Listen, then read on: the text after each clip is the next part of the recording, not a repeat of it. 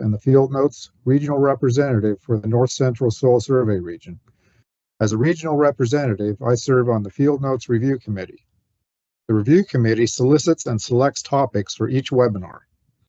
We have selected one exciting topic for today's live event, but first let's go over a few housekeeping items. This is a Microsoft Live event, not a Teams meeting, which means you are joining today's webinar in listen-only mode. We encourage you to ask questions at any time using the Q&A panel. The Q&A panel should open by default. However, if for some reason your Q&A panel is not open, simply click on the question mark icon located in the upper right side of your screen. For closed captions, turn on the live caption button located in the lower right corner. Today's session is being recorded. Recorded sessions are available in Teams on the Field Notes channel and the Soil and Plant Science Division's YouTube channel. Again, thank you for joining us. I hope you enjoy today's session. With that, I'd like to turn it over to the Field Notes moderator, Neil Dominy, to tell you a little more about today's webinar. Take it away, Neil. All right, thank you so much, Casey, for that introduction. I'm glad to be here today. We are entering the second part of our, I believe it's a three-part series celebrating the 125 years of soil survey and the National Cooperative Survey. Thanks to Jenn Mason for all of her hard work on the 125 years and then taking the opportunity to present it out back to us. We really appreciate it, Jenn, and thank you for your time and your work on this. Go ahead and take it away, Jenn. Thank you, Neil. Give me just a second here. I have about a 3 to 5 second lag time. Thank you, everyone, for joining us today on this hot July day, and thank you for taking part in this second installment of celebrating 125 years of the Soil Survey program and the National Cooperative Soil Survey. I'm going to recap quickly from the landmark year, 1899, which was the establishment of the Soil Survey program and the National Cooperative Soil Survey. And again, we're traipsing across the United States with the soil order map.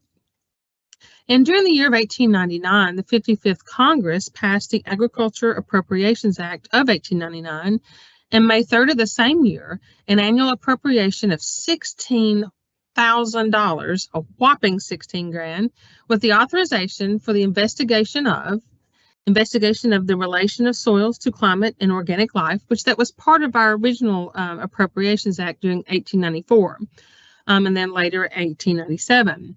And then this one particularly expands that authorization to the investigation of the texture and composition of soils in the field and in the laboratory. And if you study Milton Whitney a little bit more, Milton's primary, concentration at that time, he was really big into soil texture and composition and a lot of the physical characteristics, and then pursuing chemistry too. And Milton Whitney began field operations of what was to become the National Cooperative Soil Survey.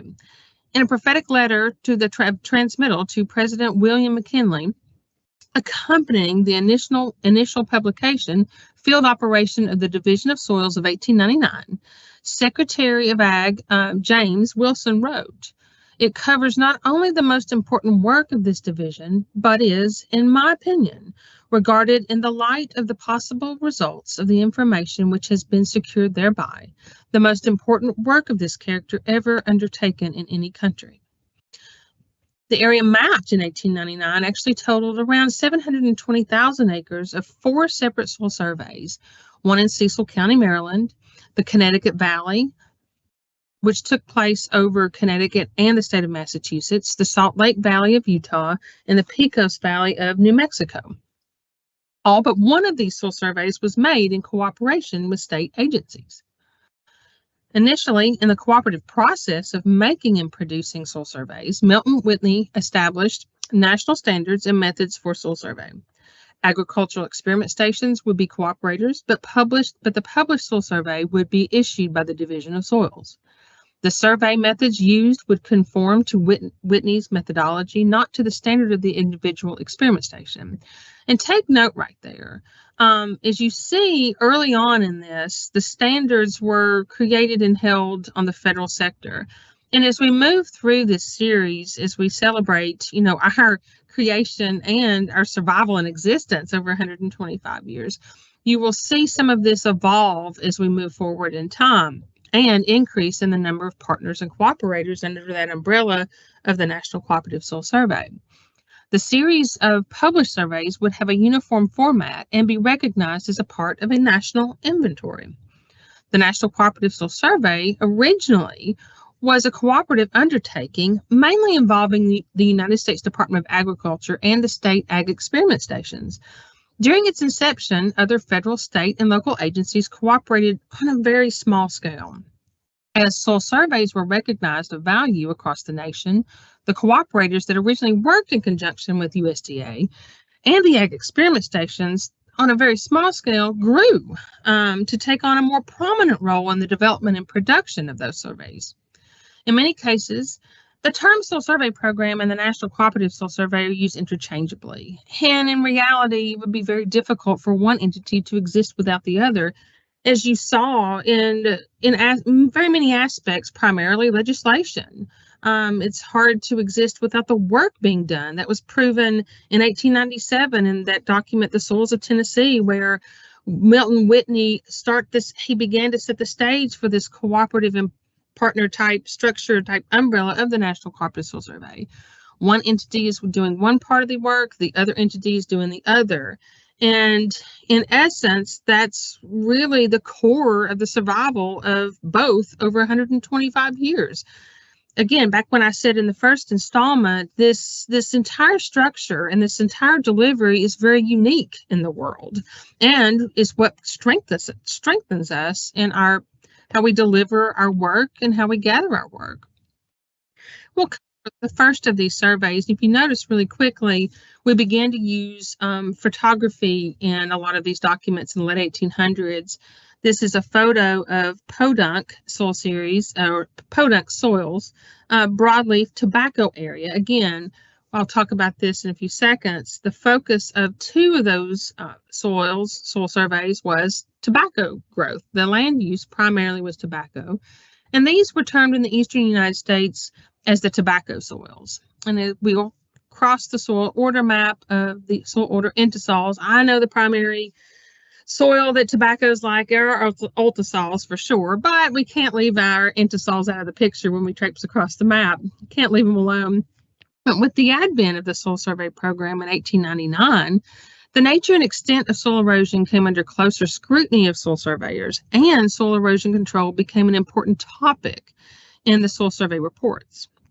The early vision of the soil survey program was to provide a product that combined geography with chemistry. The geographic component remains the unique aspect of soil survey today. Geology, climate, topography, soils, and an extensive discussion concerning tobacco were included in both the Connecticut Valley and Cecil County, Maryland soil surveys. And notice the difference between the four of those. Two of those are looked at from a geomorphic type perspective, a valley perspective. There were our early ideas of landscape, landform, et cetera, that start to form in these soil surveys across the nation, while the other two surveys were county-based. This is an evolution of some of the illustrations and etchings throughout the older soil surveys. I really love this etching and this pen and ink drawing here that depicts the weathering of granite into Cecil loam near Frenchtown. If you look really closely, you'll see at the very bottom of this, there's a tiny ladder up to this profile or this cut area that was described by the surveyors at the time. Looks a wee bit treacherous, but also a wee bit fun too. So Cecil County, Maryland, a county-based soil survey. Crossing again, now we're back to ultisols, which tobacco absolutely loves ultisols. Both Cecil County, Maryland, and the Connecticut Valley publications offered information on tobacco as a prominent cash crop, erosion, and mechanical analysis of soils. The mechanical analysis of soils was broken down into gravel, sand, medium sand, fine sand, silt, fine silt, and clay. In addition, a table was produced that provided the acreage of various soil types. And this, they break this acreage down. So Cecil loam, according to that survey at that time, occupied 52,600 acres, approximately 21.9% of the county. In 1899, soil classification began to depart strictly geologic correlations of earlier reports, like the earlier reports provided. And this innovation that arose from these early surveys was the recognition of texture, a soil characteristic, and the identification of the lowest, and until 1903, the only category of soil classification, which was the soil type. Moving westward, during that time, you had 2 surveys that were completed in the eastern United States and 2 surveys that were completed in the western United States. And we'll take a look here at the Pecos Valley. And as they moved forward, the evolution of the publication and the etchings and the documentation within the publication was very interesting, at least to me. You had these hand-drawn or hand-illustrated cross-sections. This particular figure gives a section through Roswell, Carlsbad, Otis, and Florence, and shows the relation of the soil at different parts in the valley. You can see they've identified sand, sandy loam, clay, conglomerate, and gypsum. So that conglomerate still has that real strong ties to the geologic classifications of the earlier surveys, but with these breakdowns and mechanical analyses, you start to see that pull away from a purely geological type report. The soil type was initially thought of as a grouping of soils of a given locality that had in common the same soil texture at the surface. Soil textures were determined in the field and later verified by physical analysis in the laboratory. Each recognized soil type was denoted by a binomial term consisting of the particular textural class preceded by the place name from the locality where the soil type was first identified. One soil type that was recognized, and I'll give away a few soil types that are here in Pecos Valley as well, was Pecos sand. The surveys of Salt Lake Valley of Utah and the Pecos Valley of New Mexico concentrated on the alkali soil areas and irrigation of the West. Very grand irrigation projects were planned, and the suitability of the soils were of major consideration. Rainfall station records were compiled from the Weather Bureau records and published in the Soil Survey Report for both the mountains and the valleys of the surveys. The first soil surveys here, back to 1899. This is the last one that we'll cover of those 4, and that's Salt Lake Valley, Utah. And we moved from iridosols to mollisols. This point kind of landed in a little bit of a gray area, so we moved it just a tiny hair to the mollisols. We couldn't leave those out either. In addition, in most of these surveys, or at least the 2 in the West, but they all included monthly and annual precipitation data that was compiled from the Weather Bureau and published in the 1899 survey. In addition, mean annual fluctuations of the water level for the Great Salt Lake survey were also published. Back to the Pecos Valley Soil Survey, I kind of intermingled these 2 because it's kind of hard to kind of pull them out because we have so many similarities that began to crop up in each of these surveys with a few subtle differences here and there. Soil types that were also recognized in Pecos Valley were Jordan sandy loam and Jordan loam. And at this time, the criteria for the differentiation of soil series were still heavily related back to the geologic origins. Within 2 or 3 seasons of mapping, the rapid accumulation of a cumbersome number of identified soil types led to a redefinition of the place name prefix in the soil type designation. Now, I couldn't leave talking about these soil surveys without talking about the field equipment. We had what was called a plane table, which provided a level surface area. It's something that was used in soil survey and civil engineering at the time. Augers, picks, and shovels and instruments were used in the West for alkali determination. The instruments, you'll see that in a photo. I'll zoom in here in a minute. And then, of course, transportation was by foot, horse, and buggy, chuck wagon, bicycle, rowboat, or train. Motorcycles, ATVs, UTVs, helicopters, and four-wheel drive pickups, of course, were added in more recent times. And thank goodness we worked in the more recent times, right? This is a photo of the Great Salt Lake Valley Soil Survey. And here you will see the laboratory type, the field lab type situation they had going on here to test the alkali soils. It's quite interesting. Definitely used to carrying all of this equipment to the field. So as we move forward a year later, we hired a man named George Nelson Coffey. And George Nelson Coffey studied geology and chemistry at the University of North Carolina. He joined the Bureau of Soils in 1900, worked in the program for approximately 11 years. During that time, he worked on soil surveys in many parts of the United States. Because of his experience and knowledge, he was chosen to supervise soil classification and correlation. Coffey became acquainted with the works of E.W. Hilgard in Mississippi, as we talked about in the previous series, T.C. Chamberlain in Wisconsin, and Dukachayev School in Russia. And from these sources and his experience in the field, he developed and promoted his ideas of soil genesis and classification. He was the first person to publish a national soil map of the United States in the United States Department of Agriculture Bureau of Soil Bulletin 85, 1912, at a scale of 1 to 7 million. His system consisted of 5 divisions at the highest level of classification based on soil properties and 8 subdivisions at the next level based on geology. And Coffey left after 11 years. He had done a lot of work creating a classification type system or a base, and became frustrated that at that time Milton Whitney was almost hyper concentrated on soil texture to the point where he wasn't encompassing the larger picture. And with those frustrations, Coffey left the Bureau, not to come back. And when he left, a lot of his work became largely forgotten. I want to kind of veer off the trail a little bit of those important people that came to be in soil survey and to lay a lot of the groundbreaking work. But at the same time, you have to look at the outside and what they are seeing from their perspective. And as we produce more data and as we produce these maps and in the early versions of soil interpretations and that relate to various aspects in nature, people are starting to recognize the importance of our data and what we produce. As you can see here, someone is using one of those plain tables in developing a soil survey in the late 1800s. We're looking at a couple of time frames here, and we'll move to California in the soil order of vertisols. In this Colusa County area, the area encompassed several counties at the time. California was actually, this survey was credited as the first soil survey used for land appraisal and tax assessment.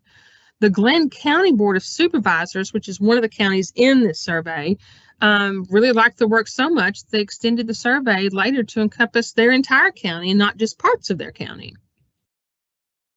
And then 1910 through 1911, soil surveyors began to identify eroded phases of established soil types. So back again, we see Pecos sand, and then we have Pecos, and an eroded phase that accompanies that. As the soil survey program matured, it adopted a nomenclature that grouped soil types into series. In the 1911 soil surveys of Fairfield County, South Carolina, identified large areas of rough gullied land, which were, of course, the product of improper agricultural practices. Keep that in mind as we move forward into the 1920s. 1912, the National Tax Association, for better or for worse, officially recognized soil survey data for their use in tax assessment. And this, as you'll see, will be a trend across the nation from the early 1900s to the future. Back now to some of the folks that are important people. It's hard to cover all of the important people. There were so many important people in establishing the soil survey program and the National Cooperative Soil Survey as we know it today. We just don't have enough time to cover everyone. But I do want to pick up with someone in 1920 by the name of C.F. Marbut, Curtis Marbut. We're going to the soil order of alpha sols. Marbut was from Missouri. During his time with the Bureau of Soils, he began to study the work of foreign soil scientists. The work of Russian soil scientist K.D. Glinka inspired C.F. Marbut to pursue new methods of conducting field work. He experimented with Russian soil sampling device that allowed the user to retrieve layers of soil in a single column. Sounds familiar, right? This way, a researcher could study a range of geological, physical, and biological changes over a period of time. After reading Glinka's work, C.F. Marbut realized that Russian soil science was far more advanced and decided to translate the Russian scientist's work into English.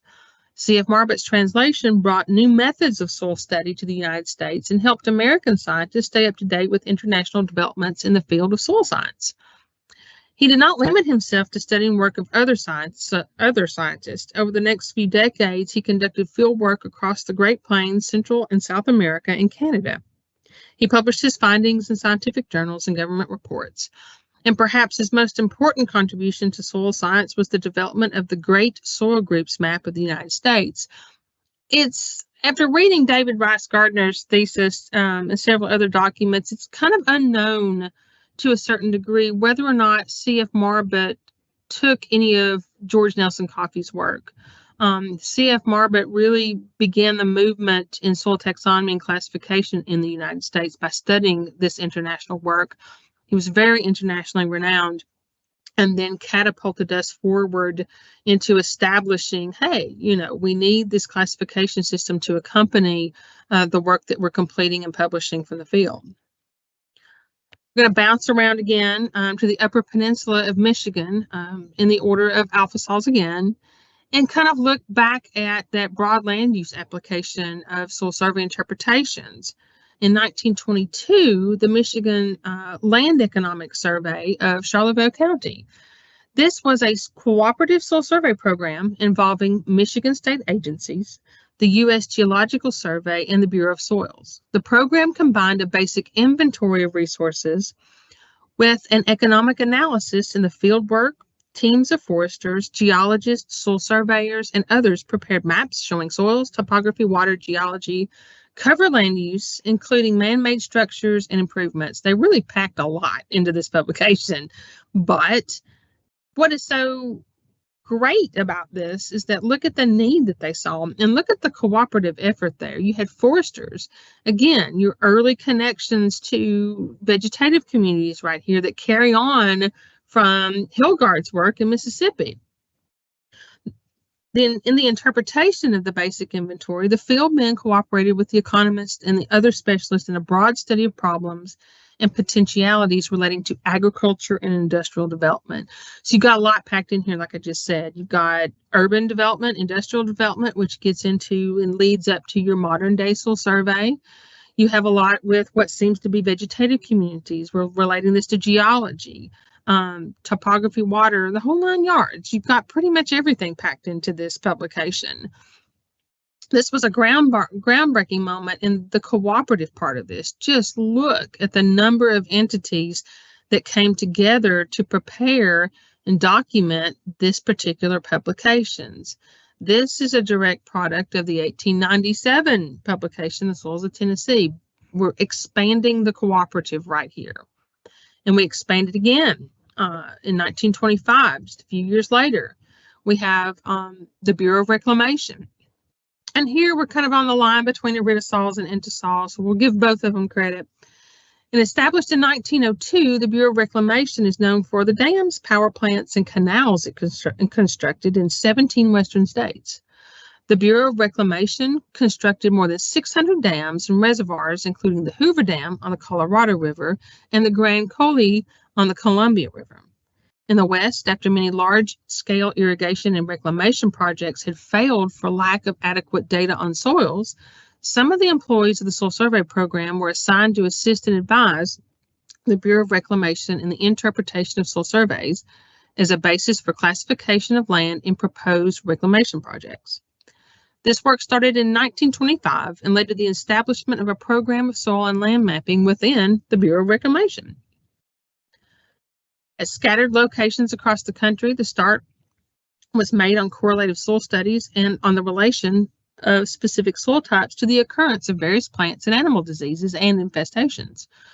These included alkali disease, corn borer, phylloxera, sorry, can't pronounce that, disease of livestock, and, of all things, the quality of human teeth. So you're looking at interpretations of disease associated with soil types. Very interesting, something that we do in soil interpretations today. 1925 leads to a time of complete and utter disaster in the United States. You had the perfect storm. During this time, some of the publications I researched had noted that we're still on the heels of wheat prices from World War I, not too long earlier, in the early 1900s. We're looking at the growing threat, World War II. We're looking at dubious practices in the financial markets that led to the Great Depression. And we're also looking at improper agricultural practices that led to the Dust Bowl. And I'm not going to cover this. I do want to note that the PBS has a series on the Dust Bowl that's absolutely fabulous. And I won't spend too much time on this. We could spend an entire week on the Dust Bowl itself. But just really quickly, for time's sake, it was a result of a period of severe dust storms that greatly damaged the ecology and agriculture of the American and Canadian prairies during the 1930s.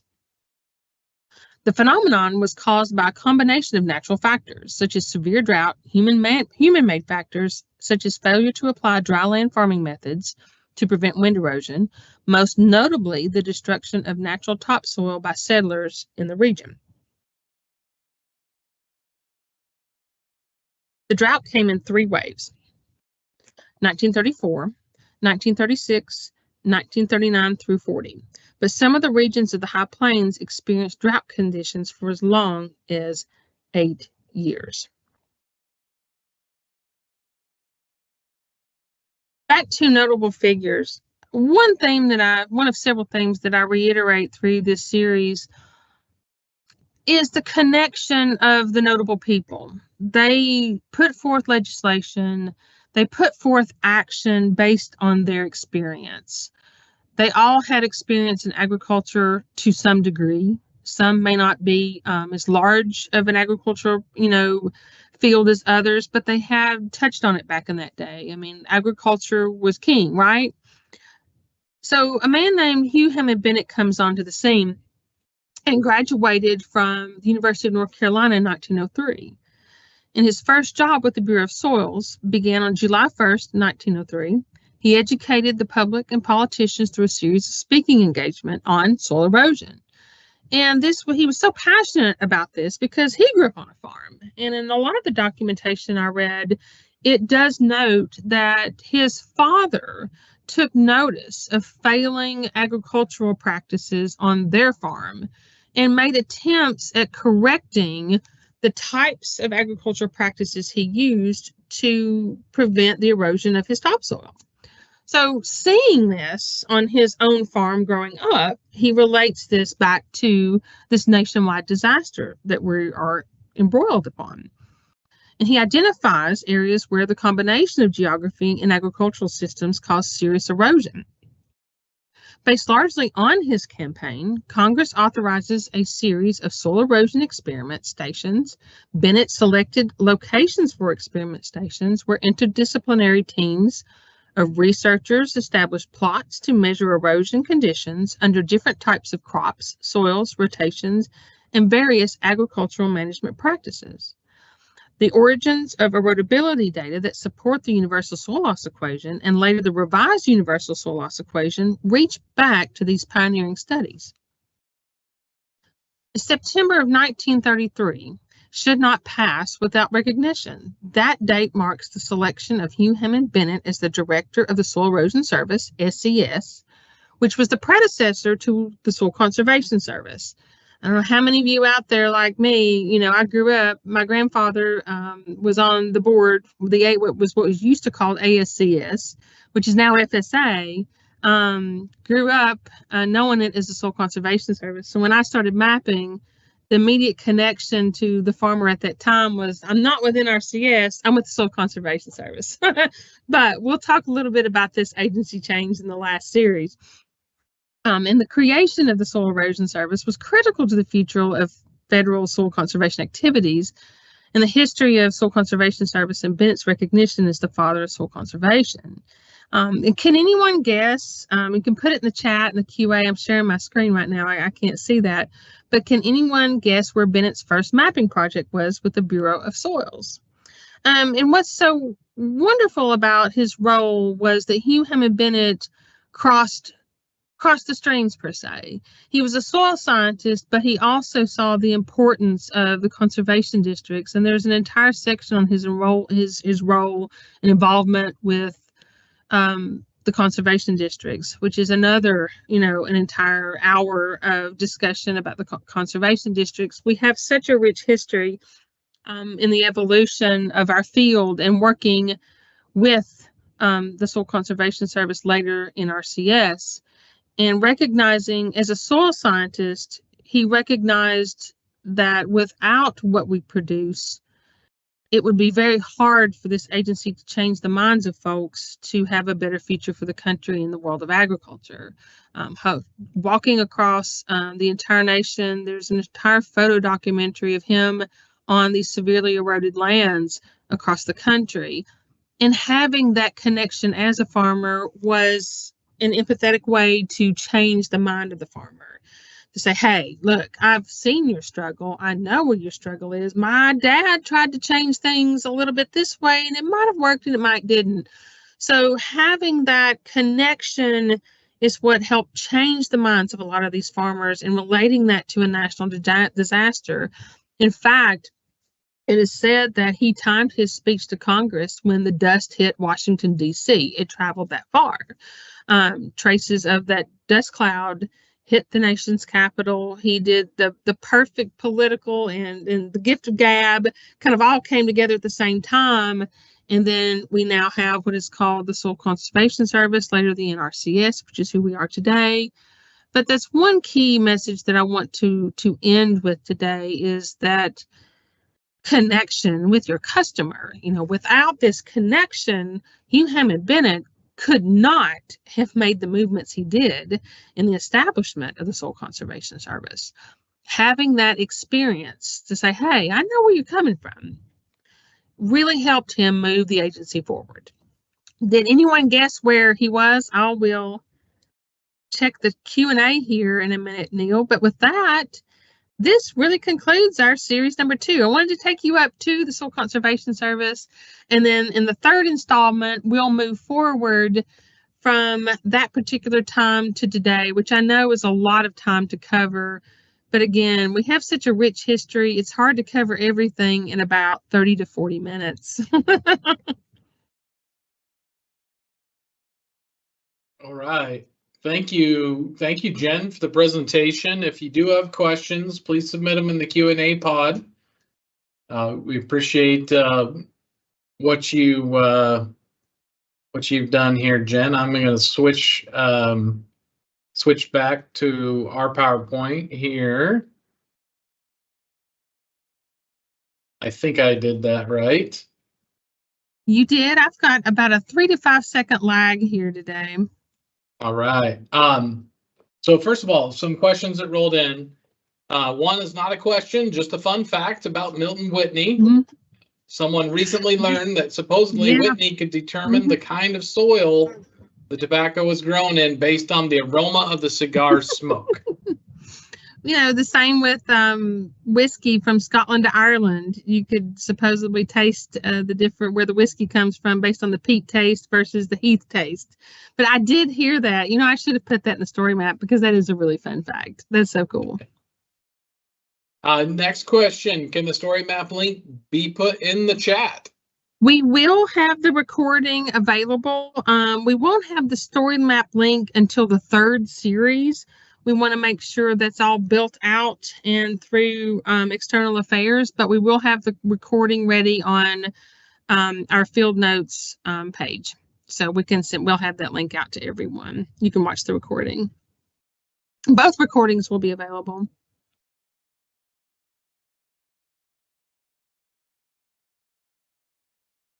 All right, one question, Jen, I had on my mind is, this was all about cooperative soil survey. What are some of the fundamental things that we could do at all levels of Soil and Plant Science Division to help our cooperative soil survey network? Do you have any thoughts or ideas that could share with the group? Yeah, and it's really tries to cover both the program and the cooperative and how they are so intermingled that they can't separate, right? And I feel like that, that integration or that connectivity, we're so connected between the Federal Soil Survey Program and then the cooperative. Like I said earlier, one can't do without the other. And I think the biggest thing that all parties can do is just sit and listen for a minute. What do we need to do? And I really think that we need to get back to the farmers. We've got to see their struggle, what they're dealing with. We have record inflation. I don't know about, every one state here, but everyone seems to think the southern United States is the best place to be right now, especially the state of Tennessee, South Carolina, and Texas. The University of Tennessee Institute of Agriculture just released some horrifying statistics that the state of Tennessee alone will lose 2.5 million acres of farmland in 3 years by 2027.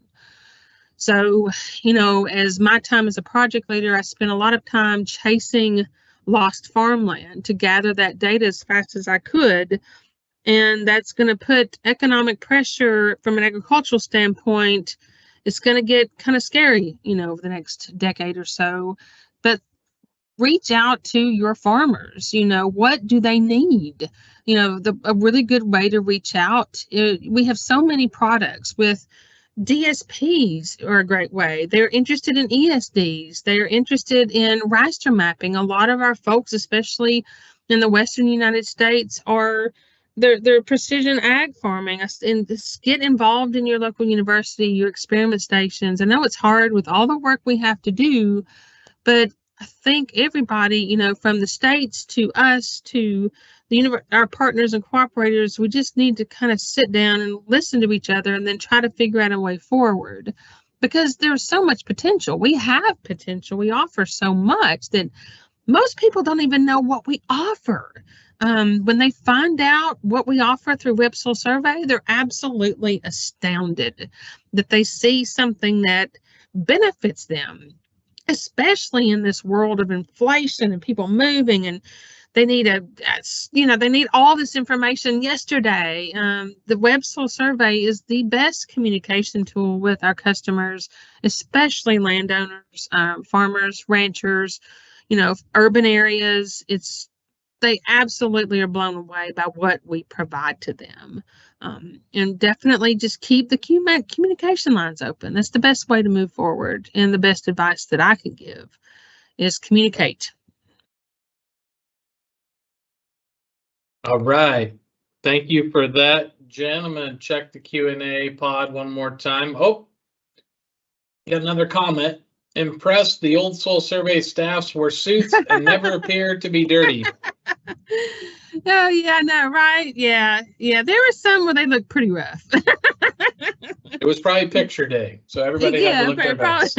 Picture day, but yes, they did survive well in wool suits, better than I would have. That is for sure. All right. Well, thank you everybody for your attendance. Thank you, Jen, for the presentation. We look forward to the third part of the series on August 13th. So please mark your calendars, and everybody have a great rest of your day. Thank you. Thank you.